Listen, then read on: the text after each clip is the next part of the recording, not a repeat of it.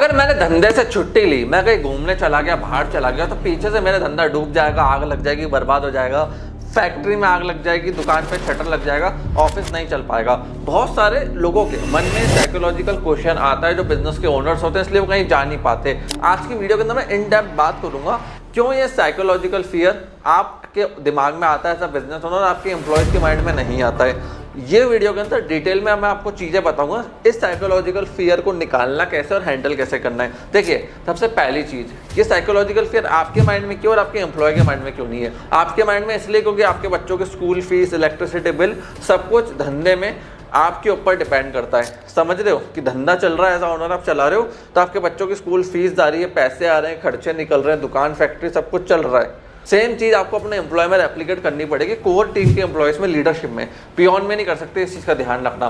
Core leadership आपको धंधे में खड़ी करनी पड़ेगी। ऐसे लोग जो सालों सालों तक आपके साथ रहे, 10-15 साल, 20 साल प्लस, उनको लॉन्ग टर्म बेनिफिट दिखने चाहिए, जो उनका पैसा कंपनी में पड़ा हो। आप एक चीज समझो, गवर्नमेंट एम्प्लॉयज है, कल को उनको मालूम पड़े कि सरकार डूबने वाली है और 50% लोग फायर हो जाएंगे, तो भैया सरकारी आदमी 10 गुना काम करने बैठ जाएगा, क्योंकि उसको पता है मेरा ग्रेचुइटी, पीएफ सारा चला जाएगा। बट जब तक उसका जाता नहीं है कि सरकार चल रही है, पैसा आ रहा है, 5 बजे जैसे 5 बजे टिफिन उठाया, 4 बजे टिफिन उठाया, घर भाग गया, पूरा दिन बैठा रहा। समझे इन चीज़ों को। वो काम पे तो डेली आ रहा है, जहाँ ट्रांसफर हो रहा है वहाँ पे जा रहा है, क्योंकि पैसों के चक्कर में। परफॉर्मेंस क्यों नहीं दे रहा? क्योंकि पता है फिक्स्ड है, पैसे आएंगे, सरकार चली रही है, लोगों से टैक्स ले लेती है बैठ के। अब आपके धंधे के अंदर क्या है, फियर माइंडसेट बहुत ज़्यादा है, वो ओनर्स के अंदर होता है। क्यों? ना उनका एसओपी को फिक्स है, ना डॉक्यूमेंटेशन है, ना प्रोसेस है, ना कोई सिस्टम है। सब कुछ जो है वो ओनर के दिमाग में है। ओनर को लगता है जैसी टीम को सिखाया, प्रोसेस सीख के नया धंधा चालू कर देंगे। पहली चीज़, ऐसा होने वाला बिल्कुल भी नहीं है 99% केसेस में। 1% केसेस में हो सकता है, वो मैं आपको आगे चल के एक्सप्लेन करूँगा। अब आपको क्या करना है, सबसे पहली चीज, अपने धंधे के अंदर सब कुछ राइटिंग में डालो, डिपार्टमेंट वाइज। हर एक धंधे में 3-4 डिपार्टमेंट होते ही होते हैं। अकाउंट्स, सेल्स, मार्केटिंग्स और उसके बाद सर्विस या प्रोडक्ट। ये 4 डिपार्टमेंट चलते हैं। आपको क्या करना है, चारों डिपार्टमेंट के एसओपीज को तैयार करना है, प्रोसेस को लिख डालना है। अकाउंट्स की अलग, सेल्स की अलग, सर्विस की अलग, प्रोडक्ट सर्विस की अलग, और जहाँ से मार्केटिंग और लीड्स आ रही है वो सब अलग। फिर क्या करना है, उनके ऊपर एक हेड बिठा देना है। हेड को एक बड़ा टारगेट, जिससे वो पूरा डिपार्टमेंट वो ऑटोमेशन मोड पर चला पाए। उसके बाद उसकी एक तनख्वाह। लेट सपोज आपको पर मंथ 1 करोड़ का रेवेन्यू चाहिए, तो आपने एक सेल्स हेड बिठा दिया जिसकी तनख्वाह 30, 40, 50 हज़ार रुपये आपने रखी। उसके बाद 50,000 का additional bonus, incentive according to your business and margin आपने उसको दिया कि 1 करोड़ महीने की सेल्स होनी चाहिए। ये डिपार्टमेंट, ये टीम तेरी, एसओपी प्रोसेस तेरा, माइक्रो मैनेजमेंट बंद। अब एक चीज और होती है बिजनेस ओनर के अंदर, ट्रस्ट नहीं कर पाते। अब एक चीज समझो, ट्रस्ट करना भी नहीं है। ज्यादा ट्रस्ट करोगे धंधा डूब जाएगा। हर महीने या हर हफ्ते आपके पास डैशबोर्ड पे नंबर्स आने चाहिए। आज मुकेश अंबानी इतना बड़ा एम्पायर चलाता है, वो मंदिरों में जाते हैं, पूरा इंडिया ट्रैवल करते हैं, फॉरेन ट्रैवल करते हैं, तो पीछे मालूम कैसे पड़ता है? वो सिर्फ नंबर्स देखते हैं। उनका जो लीडरशिप बोर्ड होता है उसमें नंबर्स आते हैं, प्रॉफिट कितना है, पैट कितना है, ग्रोथ कितनी है। जो उनको नंबर्स चाहिए होते हैं, लीडर्स उसमें एंटर कर देते हैं। वो नंबर से चेक कर लेते हैं कंपनी सही चल रही नहीं चल रही। इस चीज़ का ध्यान रखना। अगर आप एसओपी नहीं बना रहे हो, चीज़ों को नहीं लिख रहे हो, हर डिपार्टमेंट की चीज़ों को फिक्स नहीं कर रहे हो, तो आपका धंधा कभी ऑटोमेशन मोड पर नहीं होगा। दूसरी चीज़, कैश का धंधे ऑटोमेशन नहीं हो सकते। आपको लग रहा है आप जीएसटी बचाना चाह रहे हो, टैक्स बचाना चाह रहे हो, तो इम्पॉसिबल आप कैश का धंधा कहीं लेवल पे जाके ऑटोमेशन कर पाओ। कैश में बहुत ज़्यादा चोरी होती है, इस चीज़ का ध्यान रखना। 1 रुपये बचाओगे, 10 रुपये की चोरी हो जाएगी और ऑटोमेशन होगा ही नहीं, आपको बैठना पड़ेगा। फिर आपको क्या करना है, देखो 4 डिपार्टमेंट मैंने आपको बताए। जब तक एक बंदा चारों डिपार्टमेंट का काम नहीं समझेगा, कभी ऑटोमेशन नहीं आएगा। और जो हेड इन चारों डिपार्टमेंट को सीखने को, समझने को रेडी है, उसको अपने साथ को फाउंडर ग्रुप का हेड बना दो कि तेरी तनख्वाह सबसे ज़्यादा है, तेरा इंसेंटिव सबसे ज़्यादा है, बट पर मंथ मेरे को मेरी फैक्ट्री से इतना प्रॉफिट या इतना रेवेन्यू आउटपुट चाहिए, उसके ऊपर लगा दो। और आप एक चीज़ समझो, लोगों पे ट्रस्ट करके ही धंधा चलता है। अंबानी, टाटास, बिरलास, जितने भी आप ब्रांड्स देखते हो ना, ये लोगों पे ट्रस्ट करते हैं, उनको गोल्स देते हैं, प्रोसेस देते हैं, ब्रांड वैल्यू देते हैं। आप एक चीज़ समझे, अब देखो क्या है, आपने किसी को 20,000 तनख्वाह पे रख लिया, तो वो काम उतना ही करेगा जितना उसका काम है, जितनी उसको तनख्वाह मिल रही है। अब आप चाह रहे हो 20,000 की तनख्वाह में वो 80,000 का काम करे, नहीं करेगा। या तो आप उसको 20,000 फिक्स दो, बेसिक पे दो, काम के हिसाब से बता दो कि इससे ऊपर काम जाएगा तो तेरा इंसेंटिव ये रहा। तब उसको मजा आएगा ना काम करने के अंदर कि भाई इंसेंटिव मिलेगा, कंपनी ग्रो हो रही, परफॉर्मेंस आ रही है। तो सैलरी जितना काम मत करो, जैसे गवर्नमेंट एम्प्लॉई है, 10 बजे टाइम पे आएगा, तनख्वाह चाहिए, दिन भर इधर उधर घूमता रहेगा, बैठा रहेगा। फिर थोड़े बहुत जो होते हैं, जो मेहनती होते हैं, काम करते हैं, कुछ लोग शाम को अपना डब्बा और टिफिन उठाए घर भाग गए। क्यों? इंसेंटिव तो उसमें कुछ है ही नहीं। जब इंसेंटिव मिलने लगेगा गवर्नमेंट की सैलरीज के साथ तो आदमी काम करेगा। इस चीज़ को समझे। और टेक्नोलॉजी थोड़ा सीखो, डेली 1 आवर निकालो टेक्नोलॉजी की वीडियो सीखने के लिए। CRM, WhatsApp automation, email automation, AI, Google workspace, cloud storage, call recordings, knowledge, WhatsApp. मतलब आप एक चीज़ समझो, टेक्नोलॉजी आपका कोर होना चाहिए।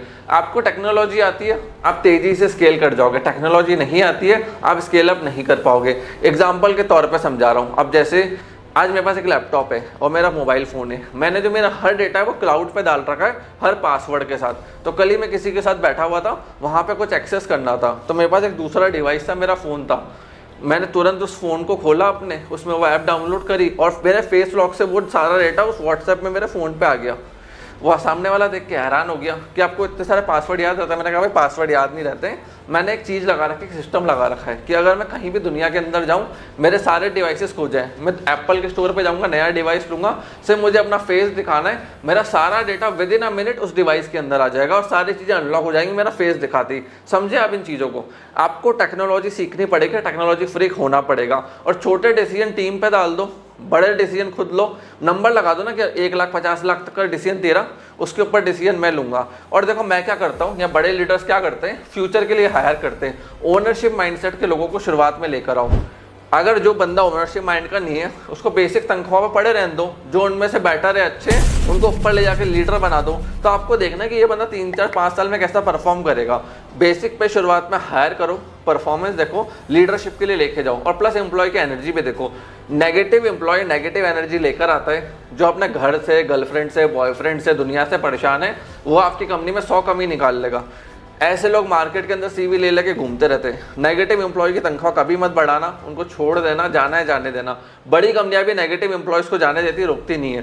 डैशबोर्ड देखो, प्रोग्रेस देखो, ग्रोथ देखो, कैश फ्लो देखो। मैं हर महीने कैश फ्लो स्टेटमेंट देखता हूँ कि कैश कितना आया, मार्जिन कितना आया, प्रॉफिट कितना आया, ग्रोथ कितनी आई, लीड्स कितना आया, रेवेन्यू कितना आया, किस पर्सन ने कितना परफॉर्म करा। प्लस जिस भी एरिया में कोई एम्प्लॉय मेरे को 70-80% रिप्लेस कर रहा है, मैं तुरंत उसको सारे लीडरशिप काम पकड़ा के उस डिपार्टमेंट का फ्री हो जाता हूँ, ताकि मैं नेक्स्ट बड़ा काम मेरे सर्विस बिजनेस के अंदर कर पाऊँ। इस चीज़ को समझो। अगर आपका बंदा आपके जितना 75% भी कर ले, उतना बढ़िया डिपार्टमेंट चला ले, तो बढ़िया वो आगे जाके अच्छे से हैंडल कर लेगा, उसको करने दो, ठीक है। और देखो मैं एक एम्प्लॉय में और चीज़ देखता हूँ कि यार मैं ऑफिस में नहीं हूँ ना, तो पीछे से इसने परफॉर्म क्या करा है। ऐसा तो नहीं कि पीछे से इंस्टाग्राम चला रहा था, इसने ग्रोथ का काम करा नहीं करा, प्रोग्रेस का काम करा नहीं करा, सिर्फ इंस्टाग्राम चलाया, टाइम वेस्ट किया है, गपशप करा है, गॉसिप करा है। ये एम्प्लॉय कभी मेरे लीडरशिप में नहीं आते, इनकी हैबिट्स ही खराब है। छोड़ देना, किसी काम की नहीं है, पड़ा रहता ना जिस भी डिपार्टमेंट में लोअर लेवल पे। तो अगर एक बंदा अच्छा परफॉर्मेंस दे रहा है बट वो माइंडसेट से बिल्कुल नेगेटिव है, वैल्यूज ही नहीं है, आप नए बंदे लाते हो, उनको भगा देता है, नेगेटिव बातें करता है, तो वो फ्यूचर प्रॉफिट्स को हैम्पर करेगा। उनकी ना सैलरी बढ़ाओ ना इंसेंटिव बढ़ाओ, उनके हाल पे छोड़ दो, बिल्कुल साइडलाइन कर दो सबसे अलग। उनको रखना ही नहीं मेन लीडरशिप रोल में। और देखो आपकी कंपनी की लीडरशिप फैक्ट्री होनी चाहिए। आपको ठोक ठोक के डायमंड तैयार करने अपनी कंपनी में, तभी अच्छी ब्रांड बिजनेस आप बन पाओगे। आप लोग सोचते हो 30-40 लोग कंपनी के अंदर आए, नेगेटिव बात बोल के कंपनी खराब कर गए, मैं ऑटोमेशन नहीं कर सकता हूँ, तो आपकी सोच खराब है। आप इस चीज़ को समझो। वो लोग मार्केट से आए थे जिनको तो नौकरी मिली नहीं, आपने रख लिया उनमें से 4 लोगों को, वो थे ही नेगेटिव, आपका धंधा बिगाड़ के चले गए। आपको पॉजिटिव माइंडसेट के लोग लाने पड़ेंगे, उनसे उनके गोल्स लिखवाओ, ड्रीम्स लिखवाओ, अपने टारगेट्स उनके साथ शेयर करो और उनको बोलो तुम मेरे टारगेट्स फुलफिल करो, मैं तुम्हारे ड्रीम्स और जो तुम्हारे पर्सनल गोल्स हैं उनको फुलफिल करूंगा। जब आपके एम्प्लॉयज मोटिवेट होंगे कंपनी और आपकी फर्म बिजनेस को आगे ले जाने के लिए और ग्रोथ करने के लिए। सो फ्रेंड्स, मैं आशा करता हूँ ये वीडियो आपको पसंद आई होगी। कोई डाउट क्वेश्चन रह गए, कॉमेंट सेक्शन आपके लिए ओपन है, आप कमेंट सेक्शन के अंदर अपने क्वेश्चन पूछ सकते हैं। आपने इस वीडियो को यहाँ तक देखा, हम लोग सपोर्ट दिया, उसके लिए धन्यवाद।